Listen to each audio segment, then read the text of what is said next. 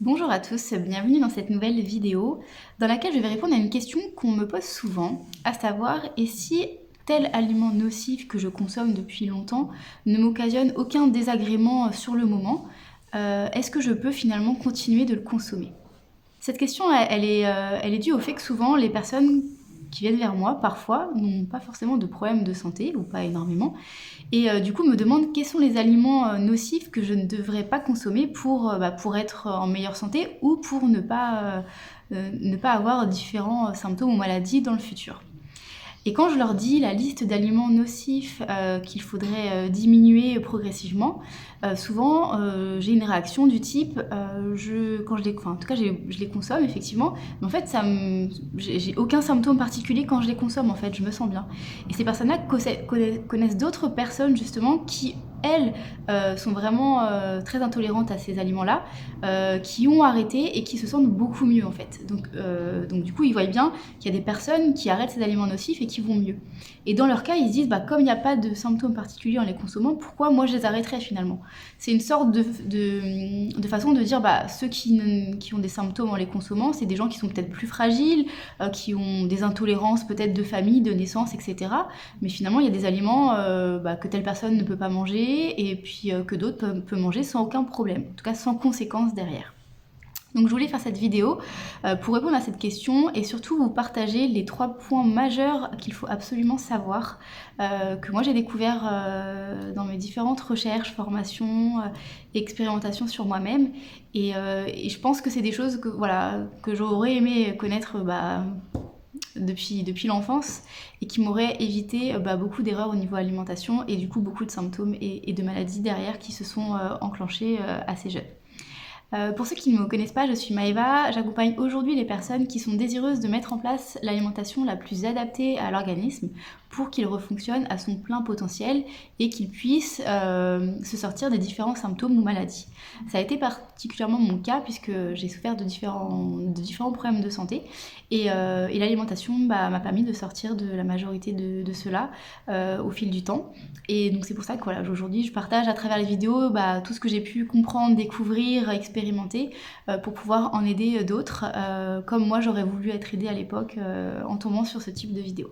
Alors le premier point majeur dont il faut que vous preniez conscience, c'est que tous les aliments nocifs, en tout cas ceux que je vais demander à l'ensemble des personnes qui viennent vers moi, je vais leur demander de les diminuer ou de les arrêter, c'est pour une bonne raison, c'est que ces aliments nocifs le sont pour tous les êtres humains. On a tous le même fonctionnement, notre organisme est le même, et les aliments les plus adaptés le sont pour tout le monde et les aliments qui sont nocifs le sont également pour tout le monde. Alors pourquoi ces aliments sont nocifs? Tout simplement parce que ils vont nourrir différents virus ou bactéries qui sont logés en nous, alors qui n'occasionnent pas forcément de symptômes particuliers dès l'enfance. Mais en tout cas, ces éléments-là perturbateurs sont en nous, sont hérités des différentes générations, sont hérités aussi de l'environnement dans lequel on est, etc. Et vont se nourrir de ces aliments nocifs. Donc ça veut dire qu'ils vont grandir, prospérer, se renforcer au fur et à mesure du temps. Parfois, il faut des années en fait pour que ces virus finalement et ces bactéries puissent occasionner des problèmes de santé, différents symptômes ou maladies. Mais ça se fait progressivement et en fait c'est nous qui les nourrissons à travers les aliments nocifs. Alors le deuxième point important à savoir, c'est pourquoi finalement on n'a pas tous les mêmes symptômes par rapport aux mêmes aliments qu'on va manger. Tout simplement parce qu'on n'est pas égaux sur les différentes souches de virus et de bactéries qu'on hérite. On n'est pas non plus égaux par rapport au mode d'alimentation, à l'hygiène de vie qu'on peut avoir, aux quantités qu'on va consommer de tel ou tel aliment nocif aussi. Donc tout ça fait que finalement une personne peut avoir des symptômes très rapidement, même parfois dès l'enfance, et une autre elle va avoir des symptômes du même type ou autre, peut-être à 30 ans, 40 ans ou plus. Et on n'est pas non plus égaux sur où est-ce que ces différents pathogènes sont logés en nous. Parfois ça va être autour du système digestif, parfois ça va être autour du système reproducteur. Donc les symptômes ne vont pas du tout être pareils en fonction de où sont ces pathogènes et où ils vont finalement prospérer le plus. Donc c'est pour ça qu'on n'est vraiment pas égaux en fait en termes de réaction du corps par rapport à une alimentation qui paraît se ressembler. Il y a également parfois l'état de santé intérieur, c'est-à-dire que parfois le corps est tellement en souffrance qu'il est même plus capable de nous alerter et de nous dire ce qui va pas en fait. C'est comme s'il a même plus la force de crier. Alors que parfois quelqu'un qui va être en meilleure santé intérieurement, le corps va encore avoir le pouvoir de dire ce qui va pas et de montrer des signes négatifs ou des signes qui vont nous interpeller. Donc il y a aussi ce côté-là, en sachant qu'il y a aussi effectivement des sensibilités plus ou moins fortes en fonction d'une personne à une autre. Et le troisième point important à savoir, c'est que le corps est vraiment puissant pour encaisser tout ce qu'on va lui apporter comme aliment nocif au fur et à mesure des années. Il va savoir gérer pendant un temps, mais sachez qu'on le paye derrière très cher parce que finalement on affaiblit de plus en plus le corps, et plus on l'affaiblit, plus on lui donne quelque chose qui n'est pas adapté, qui lui fait du mal, et plus finalement il n'a même plus la capacité de dire que ça ne va pas en fait. Voilà, quand on donne tous les jours quelque chose de mauvais au corps, finalement le corps il encaisse, il fait ce qu'il peut, mais les dégâts intérieurs sont de plus en plus forts, et c'est là où du jour au lendemain parfois on nous détecte une maladie, mais en fait la maladie elle a commencé à se déclarer progressivement tous les jours, petit à petit, depuis parfois des années. C'est juste qu'on n'avait pas les signaux et que le corps n'était pas en capacité de nous appeler à l'aide, ou en tout cas c'est qu'on n'a pas forcément été réceptif aux signaux s'il y en a eu. Donc voilà, le corps est très puissant jusqu'à un moment où en fait il peut plus, tellement il a été submergé de produits qui le rendent progressivement malade. Donc prenez conscience que parfois en consommant des aliments nocifs, on n'a pas du tout l'impression que ça nous fait du mal, on le digère très bien, on se sent bien, on est content de l'avoir mangé. Mais les dégâts intérieurs sont là, malheureusement, ils sont là et de plus en plus forts, de plus en plus présents, et du coup c'est cette dégradation intérieure qui nous rend victimes de différentes maladies qui sont plus ou moins graves un jour ou l'autre. Et si je partage mon cas personnel, j'avais des symptômes divers, mais j'étais incapable d'imaginer que telle ou telle catégorie d'aliments pouvait en être la cause, en tout cas y contribuer, parce qu'il n'y a pas qu'un aliment qui nous rend malade, c'est plusieurs catégories en général qu'on consomme. Et du coup, voilà, comme beaucoup de personnes finalement qui sont malades, qui se disent il faut que je modifie mon alimentation, on est incapable de savoir qu'est-ce qu'on doit arrêter de manière certaine, qu'est-ce qu'on doit diminuer, qu'est-ce qu'on doit manger en quantité du coup pour aller bien, etc. C'est un vrai casse-tête, on entend de tout et son contraire sur le net ou auprès de professionnels de santé également. Donc c'est vraiment, la réponse à cette question est très compliquée à avoir, et moi il m'a fallu des années pour le comprendre et le mettre en place.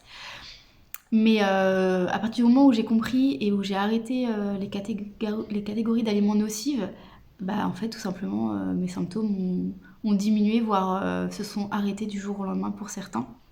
Donc ça montre bien que ces aliments étaient bien nocifs, même si du coup j'avais pas des signes très clairs.